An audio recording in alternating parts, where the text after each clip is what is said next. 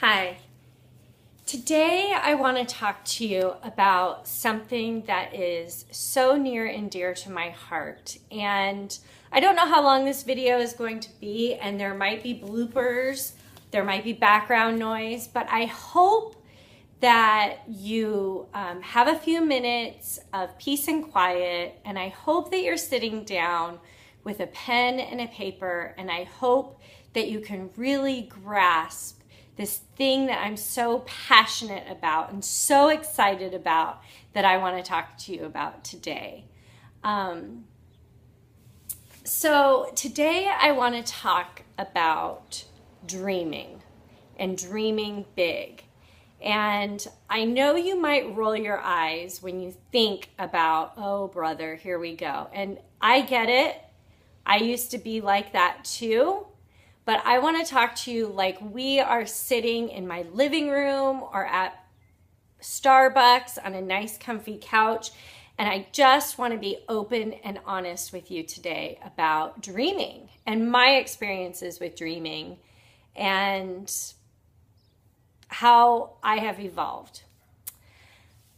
So when I think about dreaming or my own dreams, I remember as a kid that I dreamt about singing on a Broadway stage, being a star in maybe Annie or Phantom of the Opera. But I never shared that dream with anyone because it was personal and I didn't want to be judged. And I certainly didn't want anybody to say to me, that'll never happen or you can't do that. And I just kind of tucked it away. And I probably never even did anything with that. And then as I progressed and grew up, my dream, I never really dreamt to go to college. Like it wasn't a dream of mine to walk across the graduation stage, although I did that. But I think the next dream that I had was to be a mom and have a happy marriage and beautiful children. And that for sure has come to pass. But to be totally honest, that's about it. Of course, I have things that might be fun to do. And I have visions in my head of, yeah, that would be cool. I definitely, once I started training for my marathon, I visualized crossing that finish line. But the type of dreaming that I'm talking about today is bigger than that. It's what fuels my fire every single day. It's what puts the spring in my step. It's what gets me up at 4:30 a.m. It gets me doing what I do every day, even on those days that I want to quit and give up. And it's my big dream. Now, I don't share this dream with just anybody because, like my childhood dream of being on a Broadway stage, I hold it very personal to me. Sometimes I don't even talk about it with my husband because we want to protect that, right? But I'm going to share it with you today because we're friends and because I trust you and because I want to inspire you to have your own dreams. Dreams are very personal about, as many people as there are in the world, there's as many dreams. So my dream isn't going to look like your dream and I don't want it to. But I want to share with you how having a big dream fuels my life and why I do the things that I do every day. So if you're one of those people that stop dreaming, like I said, I was there too. I spent a lot of my time sharing my husband's dreams, kind of. He dreams of traveling to exotic places, going to every continent, which he's been to every one except for South America and Antarctica, every corner of the world. And it was his dream to live with our family overseas.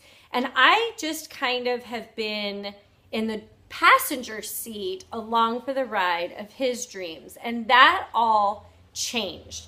And if I could pinpoint one time, one moment when my life changed or when I took a pivotal step in a different direction, it was when I found out that I can have dreams for myself, that I don't have to feel guilty, or that I don't have to feel, when I say guilty, it means like sometimes we think as wives that our dreams have to be perfectly aligned with our husbands, and I learned that they don't. Like, travel is not one of my dreams, but it can certainly my dreams can certainly complement his dreams of travel and all of that kind of stuff. So I've really come to learn that it's important, if you're in a relationship or in a family, that everybody should have their own personal dreams to motivate them. And it's really great when those all complement each other.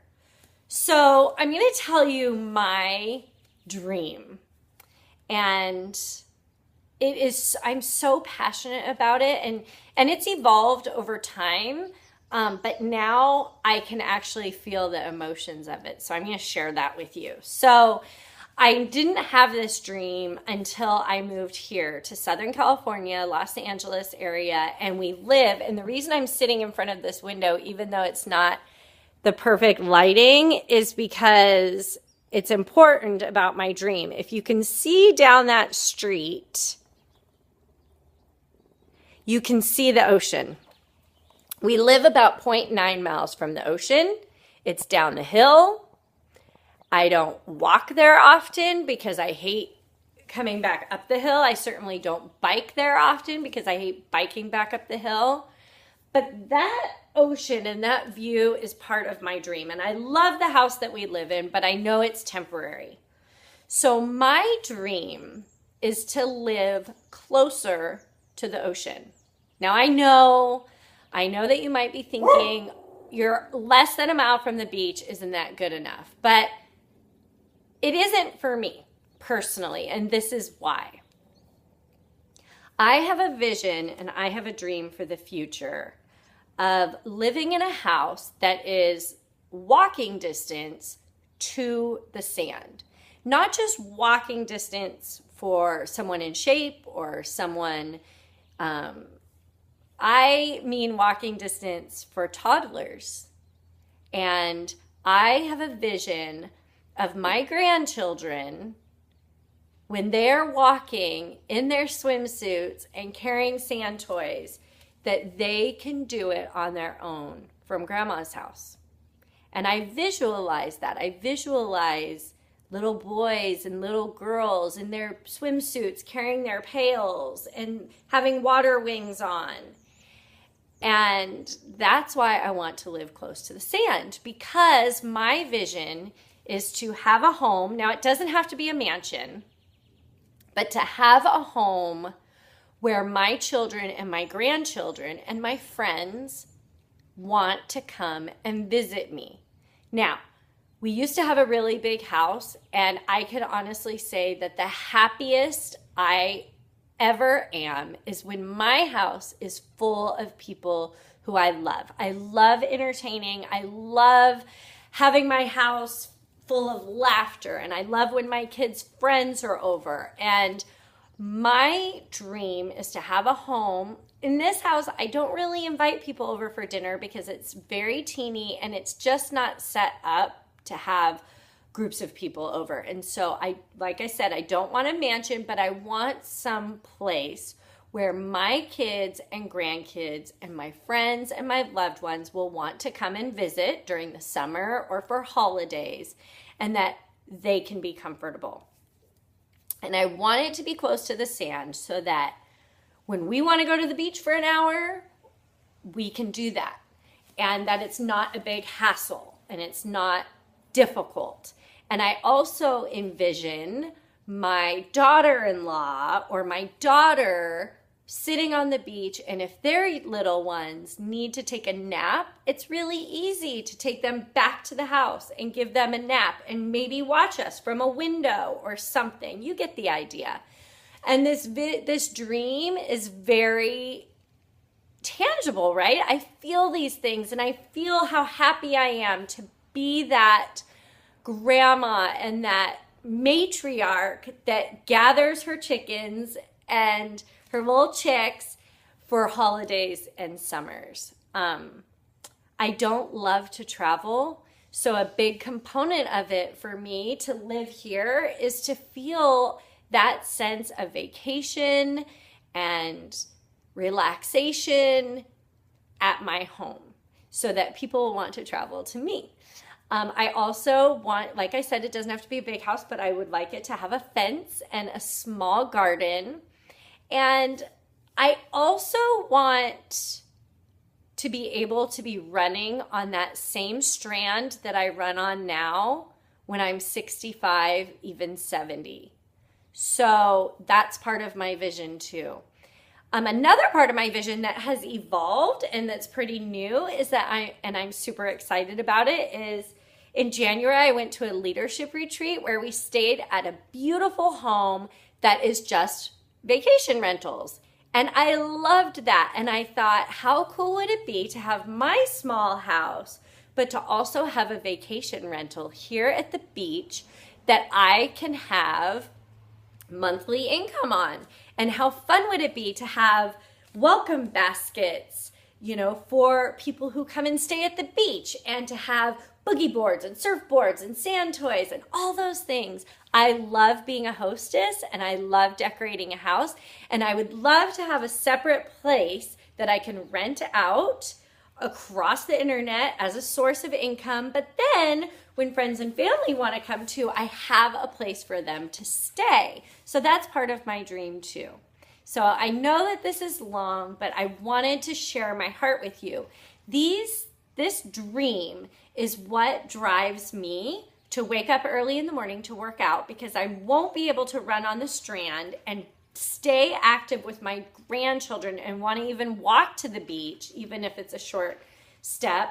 I can't have all those things if my body is failing and I'm not healthy. So that I eat healthy and I exercise every day in order for that part of my dream to come to pass. I work hard in my business, bringing people into my business, inspiring people in their health, leading by example, so that I can move closer to the beach and stay in this area that I've learned to love so much. And I am looking at investing better so that I can have that second property, so that as I'm older and maybe want to retire, I can have that monthly income of a rental property.